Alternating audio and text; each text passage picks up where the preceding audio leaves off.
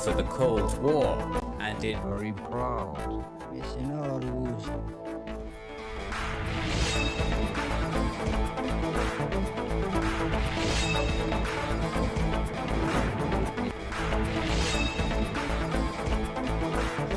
Halo guys, welcome to Shasha Podcast. Nah, balik lagi bersama dua host favorit lu pada nih.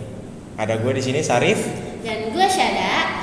Hari ini kita kedatangan tamu spesial. Siapa nih? Nah guys, perkenalkan nama gue Zaki. Oke. Oke, hari ini kita bakal bahas apa nih Ki?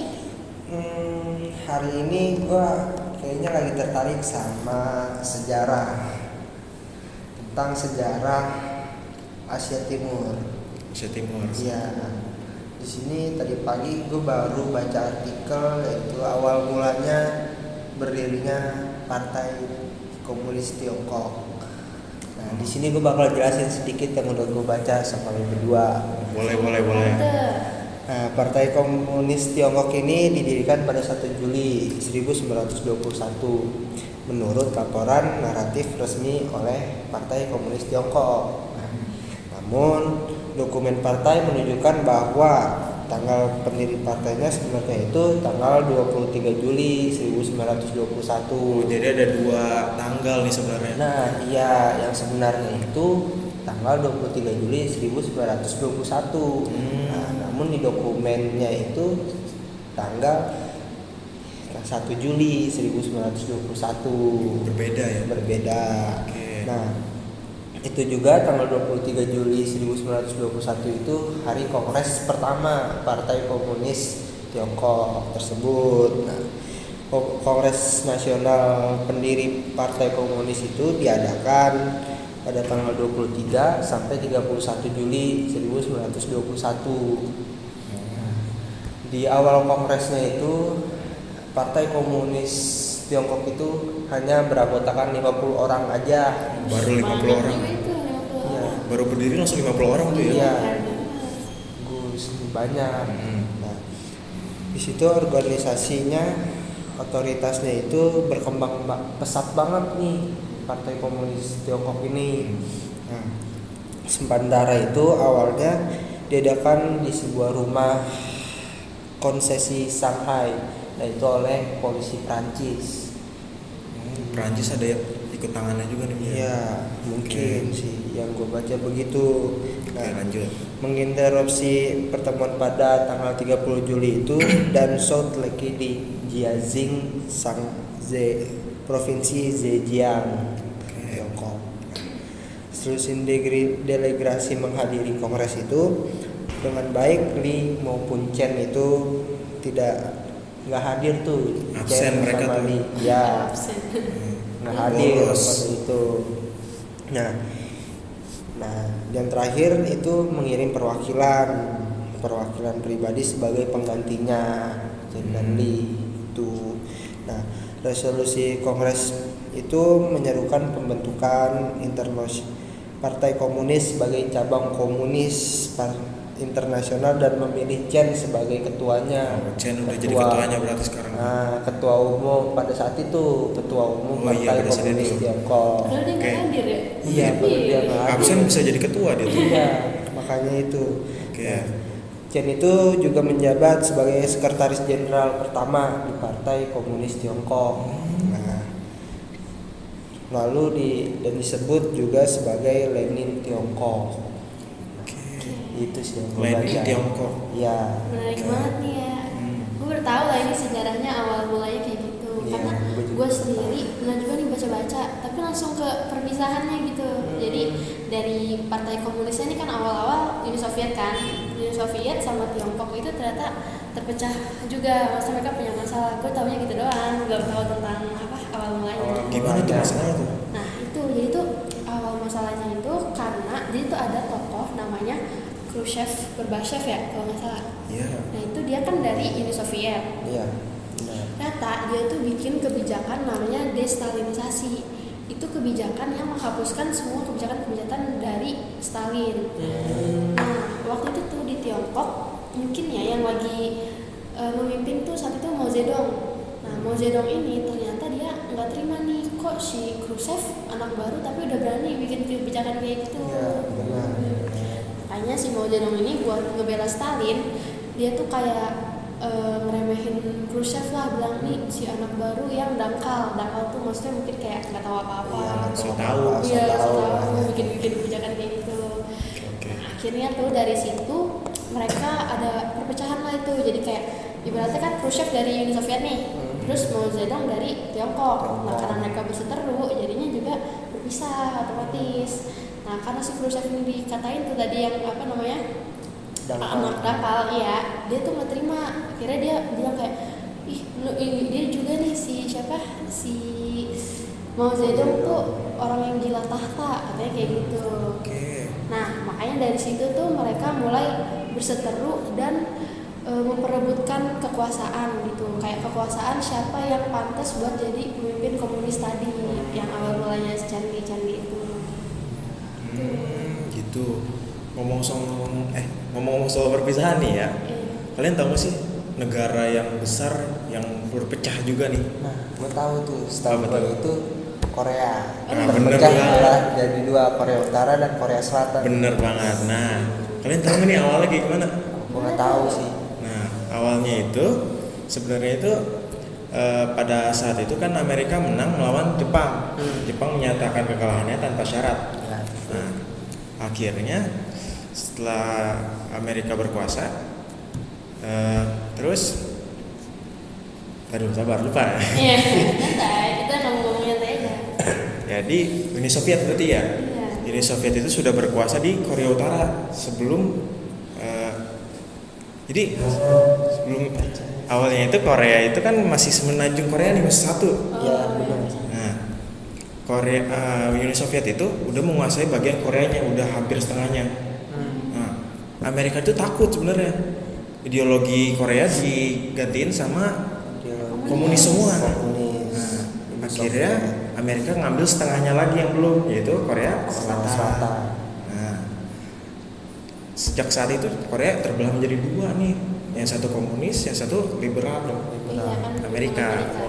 Gitu Amerika. deh pokoknya kalau Korea. Jadi intinya gara-gara komunis juga ya. Iya. Nyambung nih Jaki ngomongin komunis, gua ngomongin komunis. Gitu. Semuanya gara-gara komunis sebenarnya sih. Awalnya. Itu sejarah tentang Asia Timur. Nah, Amerika Lanjut Latin. nih. nah, lanjut nih. Kira-kira lu ada lagi nggak baca-baca tentang sejarah gitu, sejarah dunia? Ada sih yang belum lama ini gue baca, itu ada di daerah Amerika Latin. Iya. Di mananya tuh? Ini tentang peperangan. Wih, seru nih. Kenapa? Ya, ini terjadi di Kepulauan Falkland.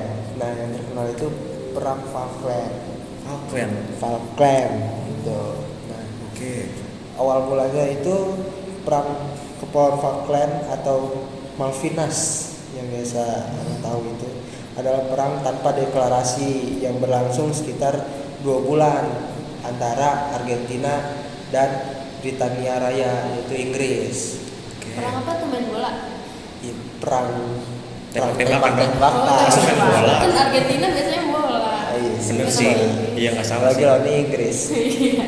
Nah, lanjut karena itu dia memperebutkan Kepulauan Falkland dan Georgias Selatan. Nah, dan beberapa pulau kecil lah di sekitar ke situ. Nah, kepulauan ini terdiri dari dua pulau besar Oke. dan beberapa pulau kecil lainnya di bagian selatan Samudra Atlantik. Bagian timur wilayah Argentina, sekitar Argentina. Itu terjadi pada tanggal 2 April sampai 14 Juni 1982. Nah, lokasinya itu ya tadi di Kepulauan Falkland itu. Oke. Yang dinamai juga Perang Falkland. Pulau Georgia Selatan dan Kepulauan Sandwich Selatan. Nah, perang itu dihasil yang menang itu Inggris, Britania Raya. Inggris menang atas Argentina. Atas Argentina, benar banget. Nah, yang pihak terlibat itu kayak mungkin bisa dibilang Inggris itu aliansi lah sama Kepulauan Falkland ini, aliansi buat melawan Argentina, Kerjasama gitu ya. kerjasama. Oke. Nah, Pulau klaim Argentina atas Kepulauan Falkland itu didasarkan semata-mata pada kedekatan kedaratan Argentina pada apa yang disebutnya sebagai warisan kedaulatan dari pemerintahan Spanyol yang gagal waktu itu tahun 1810. Udah lama dari sekarang. Udah lama. Oke. Nah, klaim ini juga mempunyai makna emosional penting bagi rakyat Argentina, yang mana selama beberapa generasi menjadi bagian kurikulum di sejumlah sekolah negeri di sana. Jadi di sekolah negeri di Argentina dibahas terus tuh Kepulauan Falkland ini. Ya betul. Oke. Nah, lanjut soal kepulauan nih ya. Kalian tahu nggak sih Amerika tuh pernah menginvasi sebuah teluk terkenal banget ini. Nama hewan teluknya. Udah tahu. Apa tuh? Teluk babi. Jangan nunjuk ke gua. Babi. Emang ada babinya di situ? Iya juga ya, ada kayak. Ada kayaknya. Kira-kira.